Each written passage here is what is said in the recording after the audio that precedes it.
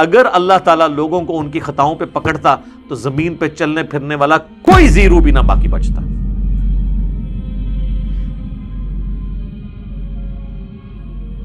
یوم تجد کل نفس ما عملت، اس قیامت کے دن جو عمل بھی دنیا میں جس شخص نے کیا ہوگا وہ سب اپنے سامنے دیکھ لے گا.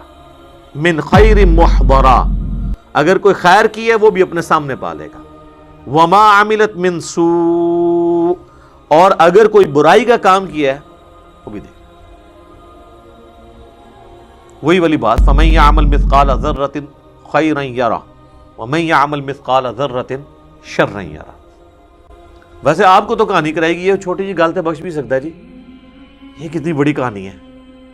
اس کہانی کا تو مطلب ہے کہ انبیاء کے آنے کی ضرورت ہی کوئی نہیں تھی، کتابوں کی ضرورت نہیں تھی، قرآن کی وعیدوں کی ضرورت ہی کوئی نہیں تھی، وہ تو بہانے ڈھونڈ رہے ہیں بخشنے کے.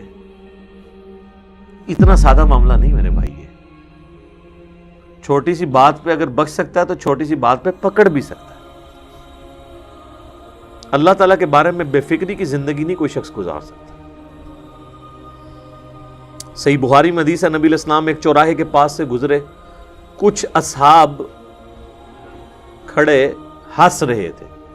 آپ کھڑے ہوئے آپ نے فرمایا جو کچھ میں جانتا ہوں نا اگر تم جانتے تو بہت کم ہنستے، زیادہ رویا کرتے. یعنی یہ ایک سیریس ایشو ہے. جامعہ ترمذی میں حدیث ہے، سیدنا عثمان جب بھی قبرستان جاتے تو قبر پہ کھڑا ہو کے اتنا روتے کہ ان کی داڑھی آنسوؤں سے تر ہو جاتی. تو صحابہ کہتے ہیں حضرت آپ تو بخشے بخشائے ہیں. تو وہ کہتے ہیں میں نے رسول اللہ سے سنا تھا کہ آخرت کی منزلوں میں پہلی منزل قبر ہے، جس کی یہ منزل آسان ہوئی اس کی اگلی آسان در آسان ہوں گی، اور جو اس میں پھنس گیا اس کی اگلی منازل مشکل در مشکل ہو جائیں گی. میرا خیال ہم ہوتے تو ہم کہتے ہیں حضرت 3 دفعہ آپ کو جنت کی گارنٹی دی اللہ کے نبی نے، نبی علیہ السلام تو صادق اور امین ہے، آپ کو یقین نہیں ہے ان کی بشارتوں کے اوپر؟ سانو تو ایک بار بھی مل جاتی تو تسی تکتے ساڑھے کارنامے، شیطان بھی پناہ منگدا. اسی لیے تو ہمیں ملی بھی نہیں سر. یہ انہی کو مراتب ملتے ہیں جن کے بارے میں کانفیڈنس ہوتا ہے کہ جو ایک لمٹ کو کراس نہیں کریں گے. پھر تودوا لو ان بینہا وبینہ امدا بعیدا، اس دن یہ حالت ہوگی کہ انسان تمنا کرے گا کہ کاش اس دن اور اس کے درمیان ایک بہت بڑی مدت حائل ہو جاتی، یعنی یہ دن آ نہ جاتا، یہ ٹل ہی جاتا کسی صورت.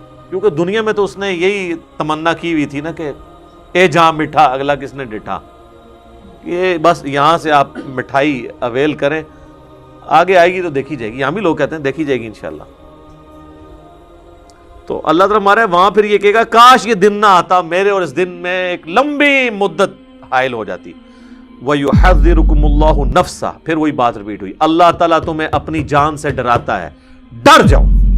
وَاللَّهُ رَؤُوفٌ بِالْعِبَادِ، اللہ تعالیٰ اپنے بندوں پر مہربان ہے. اچھا ہو سکتا ہے آپ لوگ یہ مطلب لے رہے ہوں کہ خیر ہے کم چک کے رکھو، میں اینڈ تے معافی کر دینا. یہ رؤوف بالعباد کا مطلب نہیں. یہ اللہ تعالیٰ نے یہاں اپنی صفت کا ذکر کیا کہ اللہ اپنے بندوں پہ مہربان ہے کہ آنے سے پہلے ہی پیپر آؤٹ کر رہا ہے. یہاں اس کا مطلب یہ ہے، ورنہ تو اس کانٹیکس میں بیٹھتا ہی نہیں ہے کہ ایک طرف دھمکی لگائی جا رہی ہے، دھمکی کے اینڈ پہ کہا جائے اگر کوئی باپ بھی اپنے بیٹے کو سمجھائے کسی سخت معاملے میں اور اینڈ پہ کہے میں معاف کرنے والا ہوں، تو وہ ایک جملے کو پکڑ کے وہ پوری دھمکیاں 0 سے ملٹیپلائی ہوں گی. یہ ساری دھمکیاں جو پیچھے چل رہی ہیں یہ 0 سے ملٹیپلائی ہو جائیں گی اس ایک جملے سے نہیں. بیسیکلی اللہ طرف ہمارا ہے میں اپنے بندوں پر مہربان ہوں کہ میں اس مشکل وقت آنے سے پہلے اپنے پیغمبروں کے ذریعے اپنی کتابوں کے ذریعے تو میں ڈرا رہا ہوں کہ اس کی تیاری کر لو، پیپر آؤٹ کرتی ہے. یہ میری مہربانی ہے. اور دوسرا یہ بھی میسج ہے کہ اگر تم نے انسانوں والی زندگی گزاری پیغمبروں کی اطاعت کے ساتھ تو پھر میں اپنے بندوں پہ مہربان ہوں. میں کوئی فنیٹک نہیں ہوں کہ مجھے کسی کو عذاب دے کر مزہ آتا ہے، جس طرح کہ وہ یونان کے دیوتاؤں کے بارے میں تھا نا کہ وہ خون مانگتے ہیں، تو کبھی کوئی وہ لڑکی ذبح کر کے اس کے آگے پھینک دیتے تھے، کبھی کوئی کتا ذبح کر کے. ان کا تو خدا کا کانسیپٹ یہ تھا نا خدا خون مانگتا ہے. تو اللہ تعالیٰ مجھے کوئی، یہ تو قرآن پاک میں ایک اور جگہ اللہ تعالیٰ ہے کہ اللہ تعالیٰ تمہیں عذاب دے کر کیا کرے گا اگر تم شکر گزار بنو گے. اللہ فنیٹک نہیں ہے. اس سے بڑھ کے وہ آیت ہے سورہ الانعام کی، وَكَتَبَ رَبُّكُمْ عَلَى نَفْسِهِ الرَّحْمَةِ، تمہارے رب نے اپنے اوپر خود ہی یہ لازم کر لیا کہ میں نے ہر حال میں رحم ہی کرنا ہے. اللہ تو اس کے لیے تیار ہے، لیکن اگر آپ دوسرے ٹریک پہ چڑھیں گے پھر نہیں، پھر اس کے عذاب کا کوڑا پڑے گا. وہ تو اللہ تعالیٰ نے قرآن میں جگہ جگہ کہا ہے، کیا ہم اپنے نافرمانوں کو اور اپنے تابع فرمان لوگوں کو برابر کر دیں؟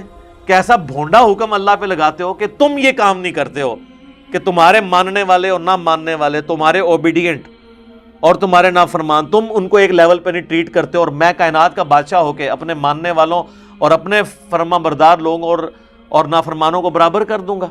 ایسے نہیں ہو سکتا، کیونکہ اللہ کی ایک صفت عدل بھی ہے.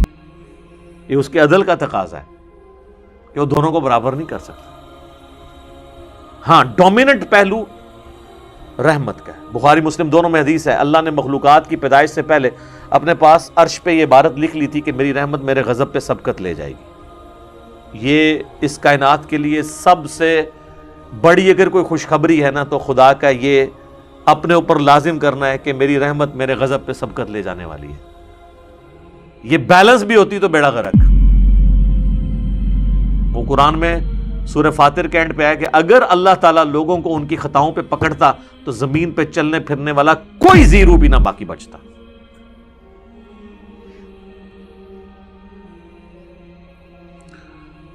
اللہ تعالیٰ ہمارے ساتھ عافیت والا معاملہ فرمائے. لا الہ الا انت سبحانک انی کنت من الظالمین. آمین.